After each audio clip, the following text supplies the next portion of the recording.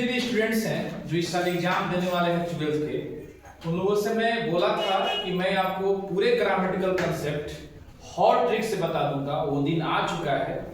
आप इस वीडियो को लगातार देखते रहिएगा क्योंकि इसमें पूरे ग्रामर का निचोड़ हम पढ़ाएंगे और वैसा हॉट ट्रिक पढ़ाएंगे जो शायद मतलब 90% नहीं मिलने की चांस है। आप इसको रोज देखिएगा, ठीक है। चलिए हम स्टार्ट करते हैं। जो आज का टॉपिक है, हम स्टार्ट कर रहे हैं time and tense.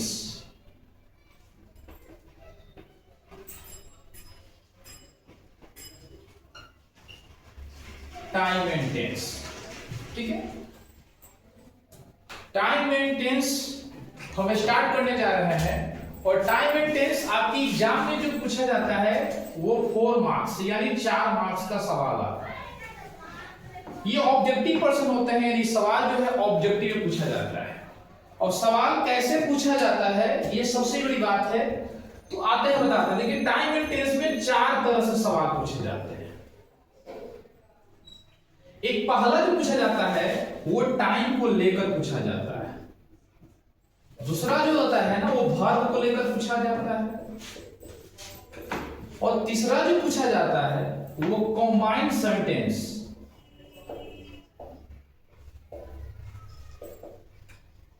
Combined sentence के लिए पूछा जाता है। चौथा जो है जिसको हम सिंगल सेंटेंस बोलते हैं। इस चारों से ना सवाल निकल के आता है, ठीक है। और इस साल जो क्वेश्चन आएंगे एग्जाम में वो टाइम से आने वाला है या कंबाइंड सेंटेंस से आएगा। कंफर्म है कि ऑब्जेक्टिव में आएगा, ठीक है। अब सबसे पहली बात है कि हम सबको जो है ना एक एक करके पढ़ेंगे। यानी पहले हम टाइम के बारे में पढ़ेंगे, तो फिर वर्ब के बारे में पढ़ेंगे, फिर कंबाइंड सेंटेंस के बारे में पढ़ेंगे, फिर सिंगल सेंटेंस के बारे में हम लोग पढ़ेंगे, ठीक है। तो सबसे पहले जो हम चर्चा करेंगे वो टाइम पर चर्चा करेंगे। इस पर चर्चा करेंगे हम लोग जो चर्चा करने वाले हैं वो चर्चा करेंगे हम लोग टाइम पर। यानी पहला जो है वो टाइम पर चर्चा करेंगे, ठीक है। टाइम का मतलब होता है समय। टाइम का मतलब क्या होता है? समय। चलिए इस टॉपिक को स्टार्ट करने के पहले एक थॉट है, यदि लक्ष्य ना मिले तो रास्ते बदलो, लक्ष्य नहीं, क्योंकि वृक्ष अपनी पत्तियां बदलती है, जड़ें नहीं, ठीक है। आइए हम स्टार्ट करते हैं। टाइम को अपने कब्जा में लेना हो तो बाबू 3 तरीका याद कर लो। एक डेढ़ा, डेढ़ा याद कर लो। डेढ़ा में याद कर लो, डेढ़ा में V1 ना तो V5। बस अगर आपको डेढ़ा याद हो जाता है तो पूरा टाइम एंड टेंस खत्म। अब डेढ़ा का मतलब क्या होता है और उसमें V1 या V5 का प्रयोग होगा। अब डेढ़ा का मतलब सुनिए क्या होता है। D for daily.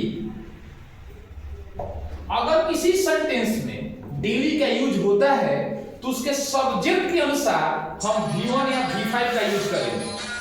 क्या करेंगे? V1 या V5 का हम यूज करेंगे, ठीक है। किसके अनुसार? उसके सब्जेक्ट के अनुसार। E का मतलब होता है एवरीडे। E का मतलब क्या होता है? एवरीडे। अगर सेंटेंस में एवरीडे वर्ड लगा हो तो उसके सब्जेक्ट के अकॉर्डिंग ही हम जो है क्या करेंगे? V1 या V5 लगाएंगे। और R का मतलब होता है रेगुलर और E का मतलब होता है ऑलवेज। अगर ये वर्ड लगा हो आपके किसी भी सेंटेंस में, यानी डेली, एवरीडे, रेगुलर और ऑलवेज, इसी को तो ट्रिक से बोलते हैं डेढ़ा। तब हम उसके सब्जेक्ट के अनुसार V1 या V5 लगाएंगे, ठीक है। V5 का जो मतलब होता है, V5 का जो मतलब होता है वो होता है एस या ईएस। यानी किसी भी वर्ब फॉर्म में एस और ईएस को लगाया जाता है तो V5 में चेंज हो जाता है। अब आपसे ये सोचना है कि सर V5 कहां लगेगा, तो इसके लिए मैं सबसे खतरनाक तरीका बताने जा रहा हूं। एक फिल्म है हसीना मान जाएगी, तो तरीका याद कर लीजिएगा, हसीना। अगर आपको हसीना याद आ जाए तो फिर आप V5 का प्रयोग कर सकते हैं। क्यों? क्योंकि एच का मतलब ही होता है, इस का मतलब सी होता है, और आई का मतलब ईट होता है, और एने का मतलब नेम होता है। यानी ही सी इट और सिंगल नेम के साथ जो है V5 का यूज किया जाता है। ठीक है, यहां तक आपको समझ में आ गया होगा। अब वही डेढ़ा जिस सेंटेंस में डेली, एवरीडे और रेगुलर और ऑलवेज लगता है तो उसमें V1 और V5 का प्रयोग हम लोग करेंगे। ठीक है, जैसे एग्जाम में सवाल कैसे पूछता है थोड़ा सा हम बना लेते हैं। सवाल ये कहता है he always dash dash late. Question पूछा कि he always dash dash late, option में दे दिया बाबू कॉम, कॉमी, केम और कॉम्स। तो फिर देर किस बात की?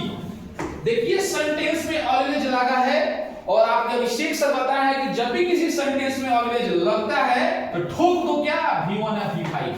अब V1 जो V5 ठोकना है वो सब्जेक्ट के अनुसार, और देखो इसका सब्जेक्ट क्या है, ही है, तो मैं अभी जस्ट बताया हसीना ट्रिक, ही सी इट और नेम के साथ V5, और V5 का मतलब होता है एस या एस लगना। तो यहाँ देखो इसमें एस एस कहीं लगा है नहीं होगा, इसमें भी नहीं लगा है नहीं होगा, इसमें नहीं लगा नहीं होगा, देखो यहाँ लगा है तो आंसर डालो। ठीक है, तो ये तरीका अपनाकर आप टाइम एंड टेंस को अपने टाइम को अपने हाथ में कर सकते हैं। पहला ट्रिक है डेढ़ा। ठीक है, चलिए दूसरा ट्रिक हम लोग लेते हैं।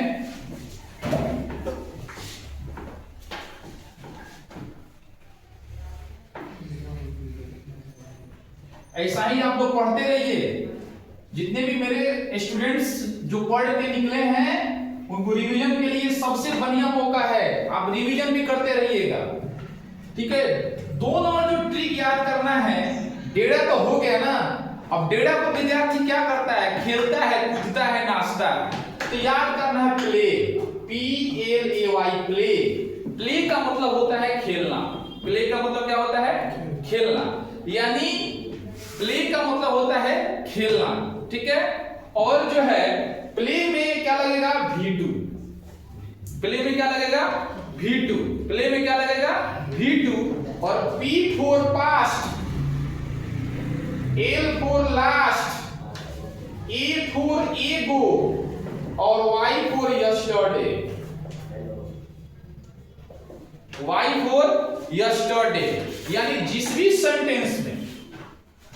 सेंटेंस में पास्ट, लास्ट, एगो, यस्टरडे लगा हो तो उसमें जो है V2 का प्रयोग किया जाता है, उसमें जो है V2 का प्रयोग किया जाता है। जिस सेंटेंस में पास्ट, लास्ट, एगो, यस्टरडे लगा हो उसमें हमेशा जो है V2 का प्रयोग किया जाता है। किसका प्रयोग किया जाता है, V2 का प्रयोग किया जाता है। ठीक है, नंबर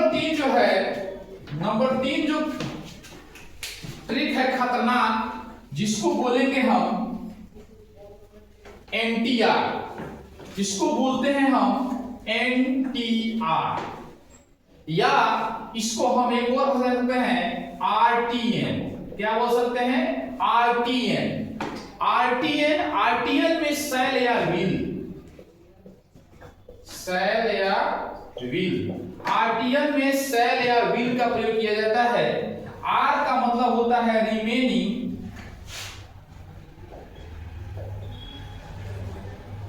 T का मतलब होता है टुमारो, और N का मतलब होता है नेक्स्ट।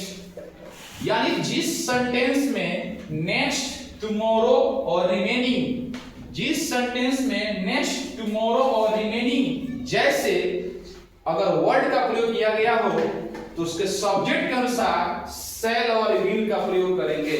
ठीक है, इस तीनों खतरनाक हॉट ट्रिक से आपका टाइम जो होता है वो खत्म होता है। अगर आपको टाइम में बेहतर करना हो कॉन्सेप्ट में, तो ये खतरनाक कॉन्सेप्ट को मत भूलिएगा, याद करके जाइए, और इसी कॉन्सेप्ट से आपका 2 मार्क्स क्लियर हो जाएगा एग्जाम में। तब तक के लिए थैंक यू, लव यू। आप मेरे YouTube चैनल को सब्सक्राइब और शेयर करते रहिए, ऐसा ही खतरनाक जो हॉट ट्रिक आपको रोज लेते आएंगे।